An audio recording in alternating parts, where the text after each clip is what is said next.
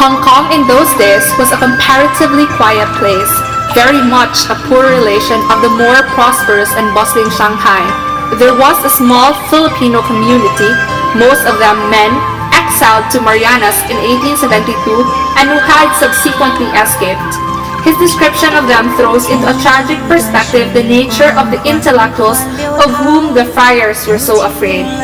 The progressive he referred to was a doyen in Asia of the Filipinos abroad, Jose Maria Basa, formerly a lawyer, the only exile of 1872 to escape Hong Kong and make good in business. The meeting with Basa, who turned out to be deeply interested in Rizal's work and himself devoted to the Filipino cause, marked the beginning of another close and important friendship. After a fortnight stay in Hong Kong, he left in the liner Oceanic for Yokohama. His stay in Japan was enhanced by a brief love affair.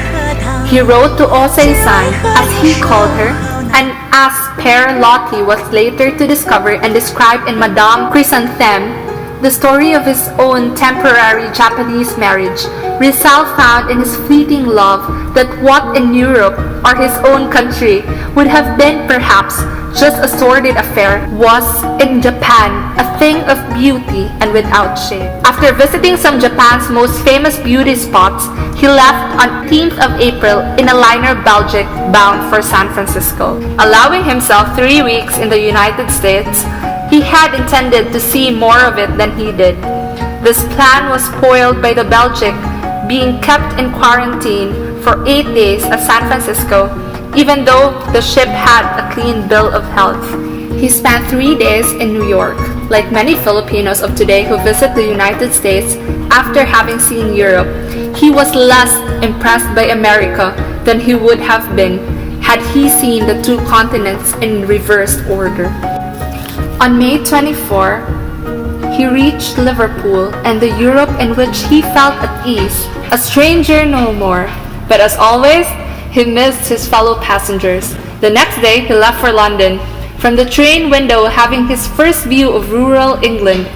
The way is beautiful, he noted, and the trees are covered with flowers, the beginning of spring, many herbs. Spanish reaction to the propaganda movement. La Solidaridad prospered, 2/3 of its distribution being to the Philippines, 1/3 to Spain and elsewhere. Its dissemination quickly provoked reaction in various newspapers and periodicals in Spain. Since his second departure from the Philippines, he had begun to speak and think more freely about complete independence, and despite La Solidaridad's policy of assimilation, he expressed his more radical views in the periodical, as he put it in its simplest form. If a colonizing nation cannot bring happiness to her colonies, she must either abandon them or give them their liberty. In his writings for La Solidaridad, he still did not press for independence as a definite aim. The choice lay with Spain, but he warned Spain clearly, in the light of the changes he himself had set afoot. In September, Del Pilar came up to himself to meet Rizal, whom he informed of his plan to move La Solidaridad to Madrid and make it into a weekly. Del Pilar, 11 years older than Rizal, turned out to be short and stocky, with a tough mustache and a commanding manner. It is clear that he was not quite what Rizal expected, but he was obviously the most able propagandist the Filipinos had in Spain, and his friendship and collaboration were essential. Rizal had recently become a Freemason. The circumstances of his induction are unknown, as also are his motives. But in the light of the bitter opposition of the Spanish Church to Freemasonry, this move on his part cannot but suggest the adoption of a more extreme position in respect of the Church.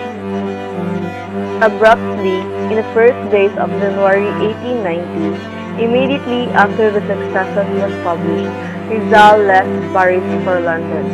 But when, after about a fortnight, he returned to the continent, it was not to Paris but to Brussels. But with El Filibusterismo nearing completion, his country was exercising its influence more strongly.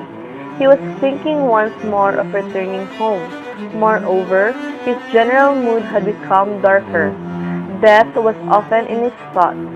He had taken up revolver shooting and made himself a crack shot. He was earnest too in wishing to see other writers coming along. On one occasion, occupied with his book, he deliberately refrained from sending anything to La Solidaridad for several weeks to give readers a rest. At the end of May, the case had been heard in the Real Audiencia of Manila, and judgment had once again gone in favor of the Dominicans. Under the leadership of Pasiano, an appeal to the Tribunal Supremo in Madrid was being prepared and would shortly be on its way. It was essential that Rizal be in Madrid when it arrived, in order to obtain legal assistance and advice. September 6, 1890, General Weyler, after receiving a word about the eviction notices being issued, he sent a detachment of artillery to Calamba to ensure that the orders were carried out. About 30 families, including the Rizals, were given 24 hours notice to pull their houses down and quit. These eviction orders were led by the Dominican friars who personally ordered which houses were to be demolished and burnt. By March 1891, most of the town of Calamba was a ravaged ruin. Rizal, after hearing this horrible news about his hometown, he began altering the El Filibusterismo, not tempering it as he had done with Noli Me Tangere, but deepening its colors, darkening its shadows, making it more clearly and emphatically a call to revolution. At the end of the year came a shattering personal blow.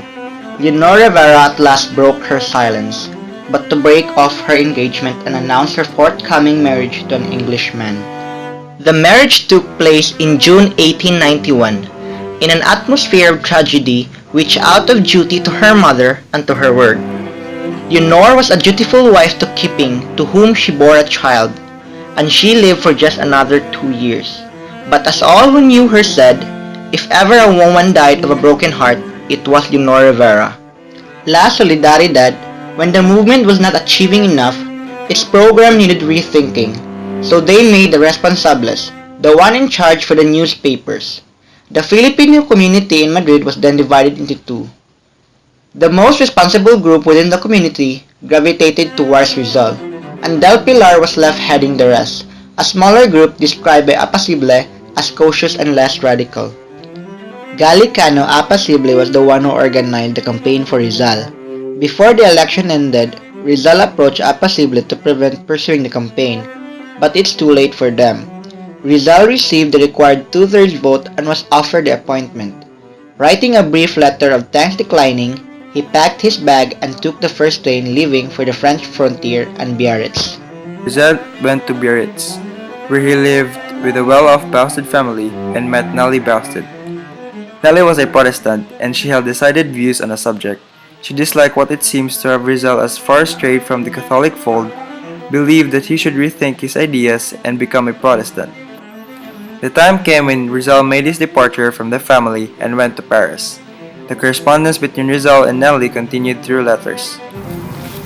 Since the publication of the Successos, more than a year before, Rizal had been critically short of money. Thanks to the careful Basa, he made a little money out of the Successos. He did not know that it was the common fate of all private authors.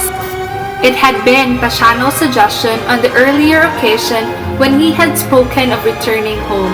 Return to the East, if you will, but only as far as Hong Kong. On April 4th, he wrote to Basa asking him if he would have the kindness to pay maritime first-class passage from Europe to Hong Kong. By the end of May, El Filibusterismo was completed. He moved out to the old medieval walled city in Gent, where he shared the lodgings of another Filipino, Jose Alejandrino, who became a revolutionary general.